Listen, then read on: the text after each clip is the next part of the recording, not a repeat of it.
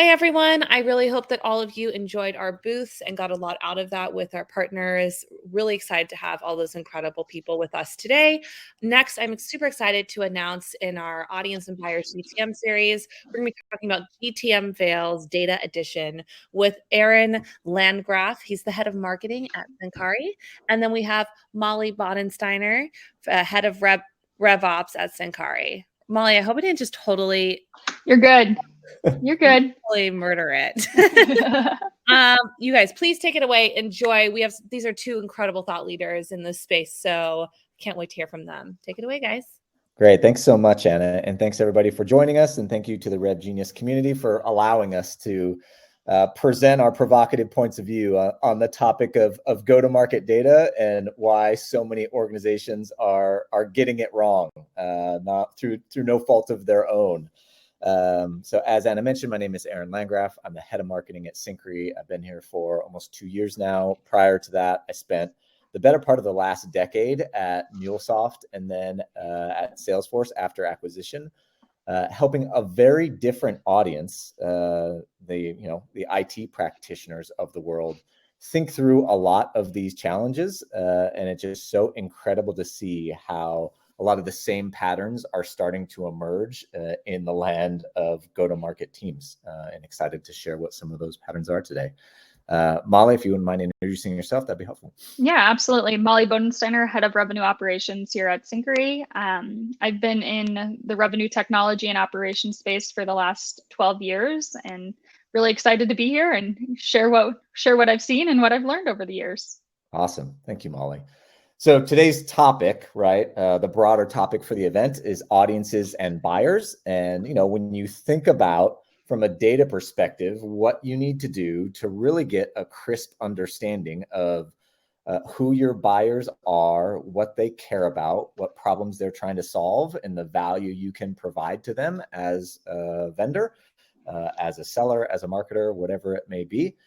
Oftentimes you go down the path of trying to aggregate all the data that you have about your customers to date or your prospects to date in something that looks like a single source of truth. So you can get that complete view, single view, 360-degree view, whatever you want to call it, of your customer, and use that complete view to act accordingly, right? So we'll just start with that as kind of a framing of how organizations are approaching kind of the data issue here. Data issue being, hey, all this data exists in separate systems, in the marketing system of record, Marketo HubSpot, in the system that SDRs use, be it Outreach or SalesLoft, in our CRM, which may be Salesforce or HubSpot. Maybe there's some information from an external party, like a ZoomInfo or a Clearbit. And then there's the success and support side of the house. So Molly, when you think about what organizations are doing today to bring all that data together into a single source of truth, what does that often look like? Yeah, and I even would take a step back because I think some organizations are thinking about the single source of truth and bringing things together. Other organizations are aspiring to that as well. So when we think about what we're seeing, or I'm going to chuckle a little bit, right? Because I've worked with companies that I don't know that I've ever worked with a company that actually has a true single source of truth, right? I think you'll work with companies that are like, oh yeah, it's our data warehouse, or oh yeah, it's our CRM. And your CRM is a source. It is not the source of truth, right? So when you think about all of the different points of your customer data, I can guarantee you your CRM is not holding all of that information. And if it really truly is, you're probably just overloading it. The other part, is it has to be not just point in time, right? CRM data is point in time. You're not tracking history on everything and understanding that the same way, sometimes data warehouses are set up to do. But if you take a true step back and the actual definition of what a single source of truth is, it's a shared location, right? You're ingesting all of the data points you need. And if you're not doing that, it's not a single source of truth. So I think that that's really important as you look at this. And the part that I think we struggle with is that we intuitively, within not only go to market versus engineering and product, are siloed, but within just go to market functions and just looking at go to market data, we're creating the silos. You talked about it. You've got your HubSpots, your Marketos, your outreaches. I mean, think about all the different platforms in go-to-market that you have data. So why is a single source of truth hard? Well, the obvious piece, right? Aggregation is hard. Bringing data together is a challenge. It requires integration, but more importantly, it requires a strategy. You can't just say, I'm going to open the floodgate and bring everything all into, this data lake and it's going to be magical. There actually have to be rules of engagement, rules of data management, bringing everything together. And one of the biggest challenges that I see with organizations on this is that, no one in a company owns all the data. There's multiple owners. And so you're required to have alignment and coordination and understanding. But more importantly, like, you have to have the strategy of what you need and the authority behind that. And I think some companies, it just never becomes that much of a prioritization to get to that point to do it right. Yeah. And Molly, so if we scope this down a little bit Yeah. Hey, I'm just trying to understand what accounts I should be going after, what contacts are most interesting and valid for the types of services that we offer, right? Like, if you don't have that strategic viewpoint on the problem, right? And you don't have an understanding of the data that you want to bring together to support that viewpoint or support your go-to-market teams, like what happens? What does this lack of alignment from a strategic standpoint actually do to businesses today from your perspective? Yeah. I mean, if you're not being prescriptive enough of that, right, you're just making assumptions. And we all know what everyone talks about when we talk about assumptions. So if you don't have that clear alignment and strategy and accountability, right? So I've seen this before in my background in marketing. It's like, yeah, marketing is building the ideal customer profile. Why? Like, should marketing own that? Probably not. So making sure you've got the right parties involved, and this is actually a go-to-market, business. It's bigger than go-to-market, right? It's a business decision that's getting made with the right parties at the table, and having that alignment. It has to be there. Otherwise, it's done in a vacuum. Like, it goes even just taking it to the simple thing of, marketing generated an MQL, sales says it sucks, right? It goes to the same thing when you think about why you're building an ICP. If you can't back it up with the data and the benchmarks and go behind it, like, to truly quantify that this is the right profile that we're going after, these are our best customers, these are the common traits, and you have to have detailed common traits, right? You've got to be very, very clear and precise on what those are, and they have to resonate across the organization. And then you need to be able to measure and track and target off of it. So if you're not getting to that level of understanding, like, and don't have the data to support it, like, you're not going to know what that is, and you're not going to be able to track it and really understand it. So yeah, let's try to get even more specific just for the audience here, right? Like, hey, let's use Syncari as an example. And so just for the audience's context, right, we are a data automation platform that helps go-to-market teams bring all of your data together so that it is aligned, analyze it so that you can understand things like who your ICP is, and then activate that data by distributing that aligned data and insights out to the people and systems that need it, right? So from our viewpoint, right, we have some data at our disposal, but when you say attributes, Molly, like, even for us, and I'll shift hats here and be like a witness on the stand, right? Like, what attributes would you expect me as the head of marketing here to know about our customers? Yeah. And I think you've got to look at it under two lenses, right? You're looking at the person, but you're also looking at the entity or the organization that you're selling to.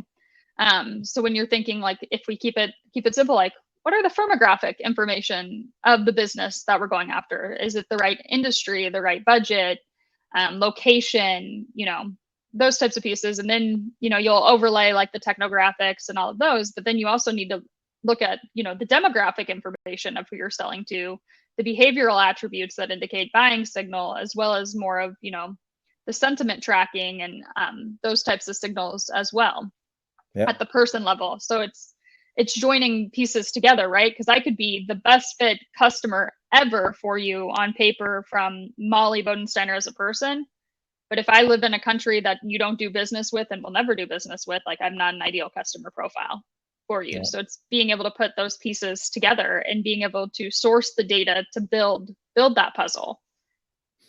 Yeah, And in then the land of marketing, oftentimes, people are now chasing this shiny new object that looks like intent data, right? It is, hey, we have an organization who is searching for a platform like yours, either on something like G2 or they're like, blogging about it, right? But there's one that intent data is accessible universally. So it's not necessarily a competitive advantage unless you can act on it, like getting that insight to the point of decision, to your SDR, to your AE. And then two, unless you really understand the types of signals that are valid for your business, you're going to be chasing a lot of the wrong signals. So I think that's a very good point. And right. And then, the other part you have to think about is like, what's first party data versus, second party data in here too. And that's where, when we talk about, aggregation is hard, because when you are bringing these sources together, there's different ways that attribute gets populated and set. What's the one that is the most valuable to the business based on, frequency, source, time, value. So you're really putting that together. If an intent provider and enrichment provider tells me one thing, but what I heard firsthand tells me another, which one do you think I care about more? Yeah, absolutely. For firsthand data, right? You got to anchor towards what you're hearing directly from the market. Correct. So Molly, given that we only have, call it 15 minutes left, what have you done in your 12 years of experience as an operations professional to get ahead of this, get ahead and try to stay ahead of this problem, knowing that business requirements are always changing? ICP might be a moving target. Like, how do you control for some of that movement? Yeah, so I think you've got to be really purposeful around it, right? It's something that if you lose sight of, you're going to lose sight of, and you've got to make sure you have a clear plan on that. And part of it is, I think, it goes back to the business alignment, right? Making sure you've got the right parties in the right seats and doing the right analysis on it. You're very clear on, like, this is what we're looking at. These are our benchmarks. As your business grows and changes, you're evaluating.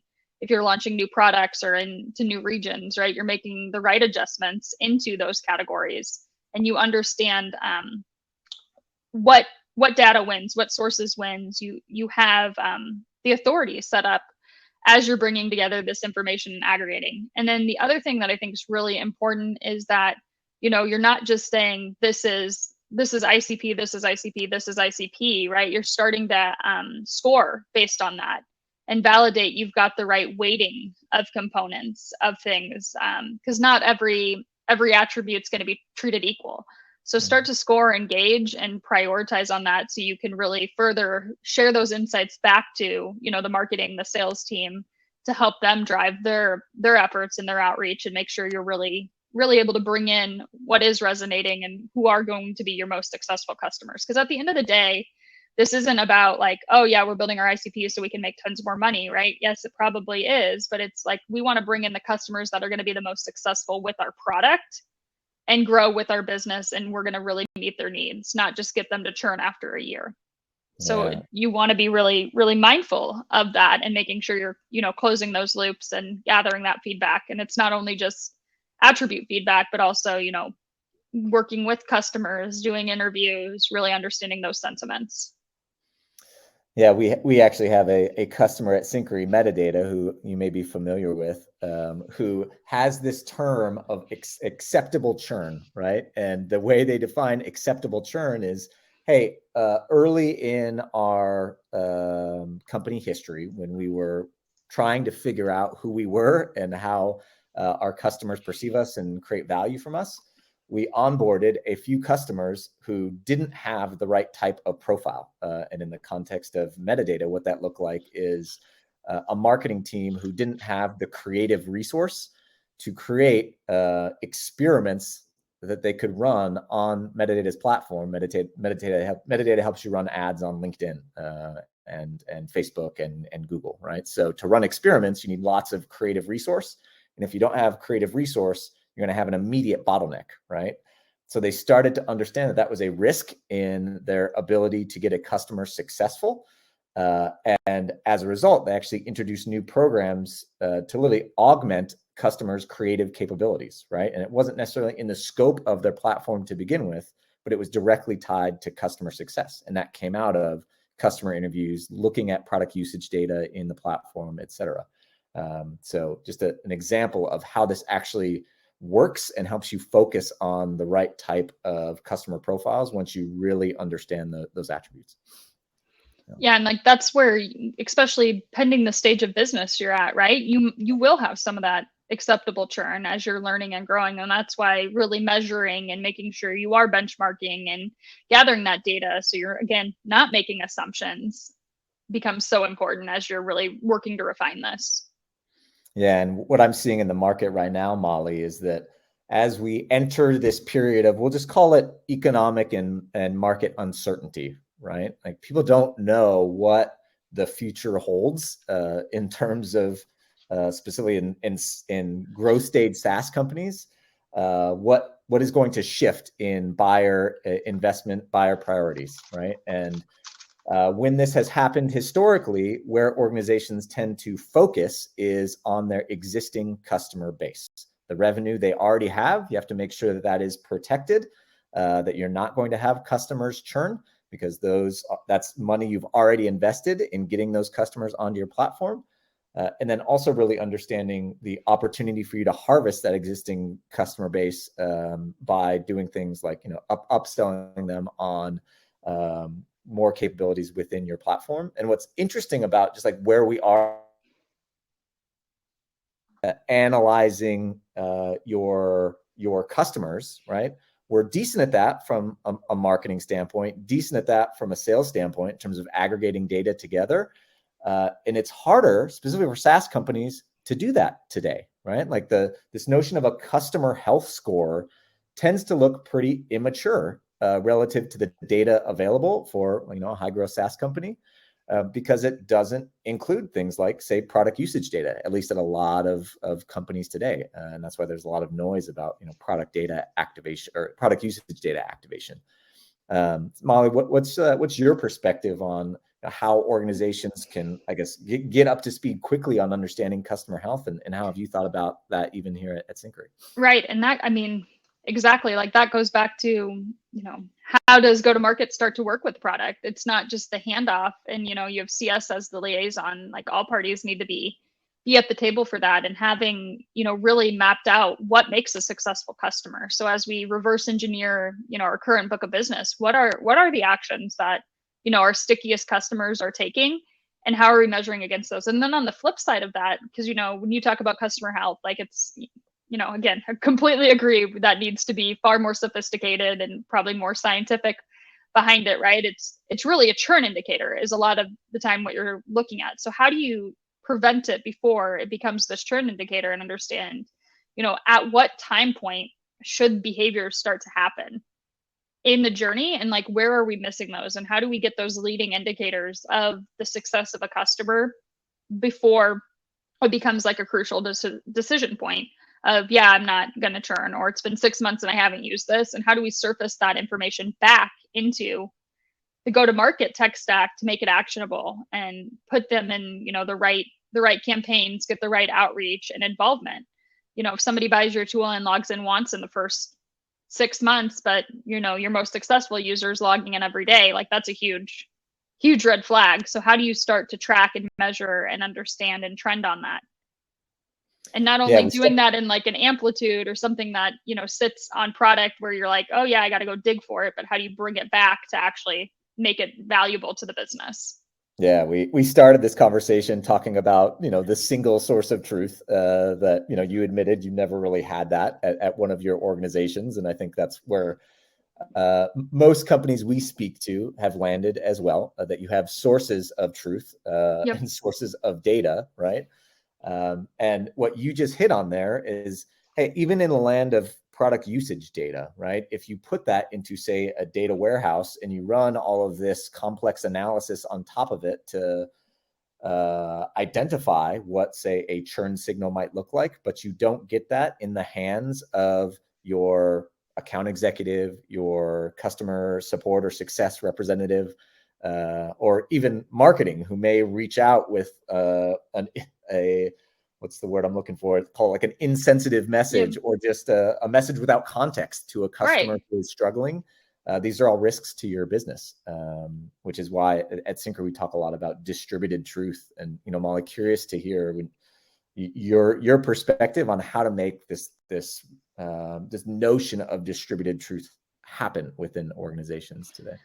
Yeah, I mean, so when I think about the distributed truth, like it's making sure you're getting, again, the right information to the right people at the right time, and keeping that unification of data, which is different than the single source of data, but getting it unified, but then being able to truly leverage and action off of it based on the business needs and how are you using it. I laugh because I'm like, you can have the prettiest dashboards in the world, but if you aren't actually looking at what they're telling you to do and putting the story behind it and turning the page, like, you have the prettiest dashboards in the world. And I think we get so caught up in like, this is what we want to measure, but it's not, this is what we want to have change based on the measurement. And so I think that that's where it gets really important, that as you, and one of the things, Aaron, you can attest to this, that we work through is like, when I get asked for, hey, can you build a report to do this? Generally, it's what decision are you going to make off of this? How are you going to use this information? Like what value does this provide back, right?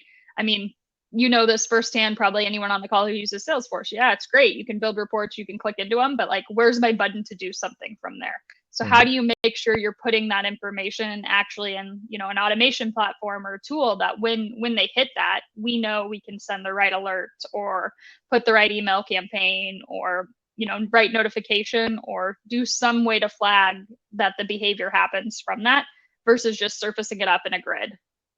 For sure.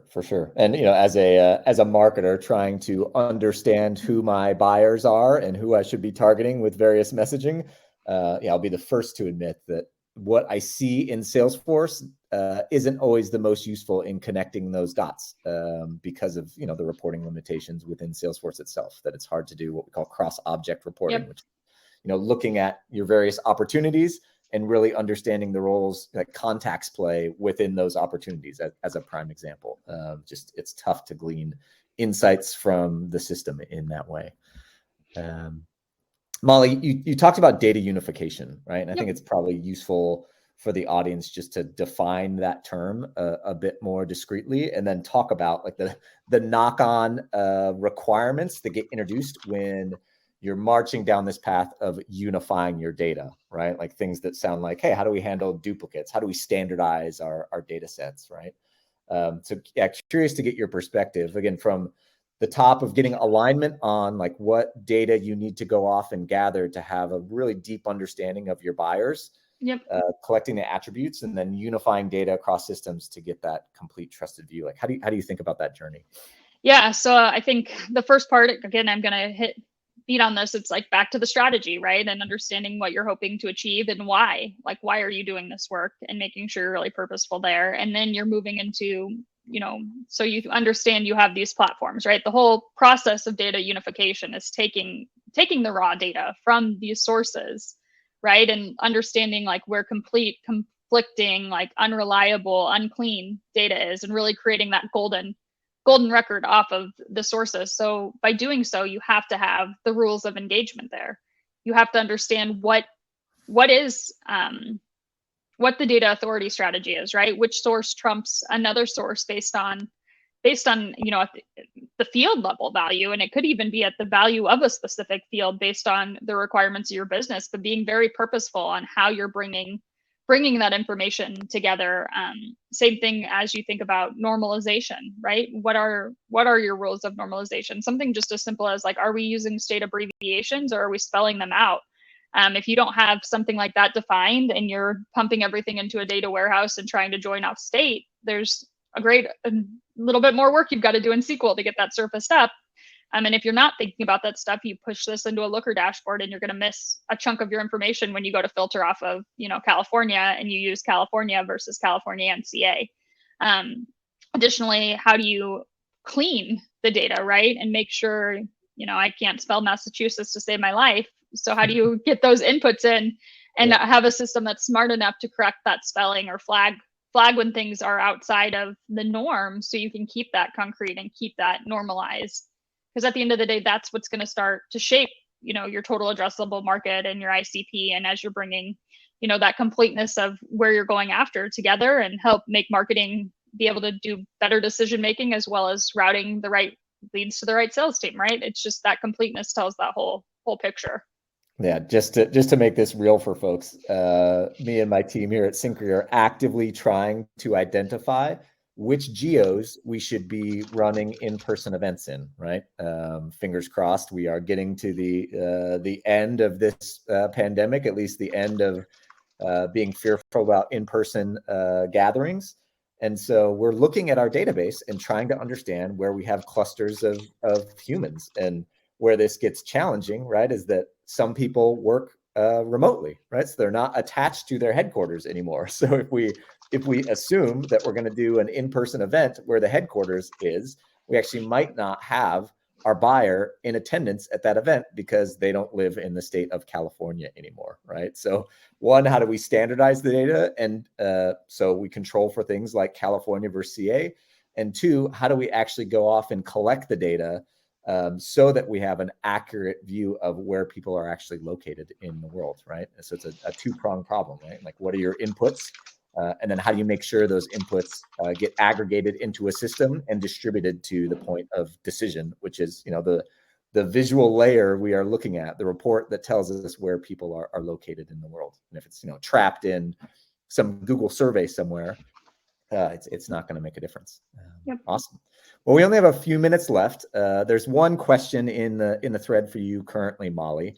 Back to the question of customer health insights. How do you make sure that you can get insights on customer health back to the go-to-market stack? And maybe for the audience, how are you doing that with Syncari? Yeah, so I think we've spent time defining, right, what are those key phases in the customer journey, right? You spend a lot of time talking about the marketing and sales funnel, but what's the CS funnel? Mm-hmm. And putting those service level agreements behind that, and understanding how long until implementation has been completed, where is go live, as they are growing, based on their use cases, we're making sure we're tracking progress towards hitting those deadlines and milestones, as well as then looking at, changes in their overall usage. As we see more records come in and more data come in, that's a key indicator, they're using the platform more. So bringing those pieces in, and starting to understand those and surfacing up, the health based on the usage and the behavior, but also getting the feedback from the CS team as well, because it's important to not only just take the data. If somebody's doing something and they're having a miserable time doing it, and they're providing that feedback, we want to take that piece into consideration as well. And then, you generally use your NPS survey as another indicator, and make sure you're gathering that feedback and being thoughtful on, like, when you're requesting the NPS feedback, it's not 2 seconds after they sign in or right after their renewal. So making sure you're prompting that enough. The other piece is not just talking to your main user too. So the one thing, with Syncari is there could be multiple users. Some companies, there's only one user, but there's other people who are involved in it. So working on bringing that whole picture back, and then surfacing that information to tell the story back into CRM as well as the CS platform. Awesome. Thank you, Molly. So we have 30 seconds left. Sorry if we didn't get to everyone's questions, but want to feel free to connect with us. Molly and I are both accessible via LinkedIn if you want to continue these conversations. We've also provided our email addresses here if you want to reach out to us directly. And then for the folks here who attended the event, know that we have a special offer for you, a trial of Syncari. And for folks that activate the free trial, as well as reach out to me either through email or LinkedIn today, there's also a special added bonus of getting a license, a 1-year license to Syncari. So please do reach out, and we'll talk soon. All right. Thanks for joining, everybody. Thanks, guys.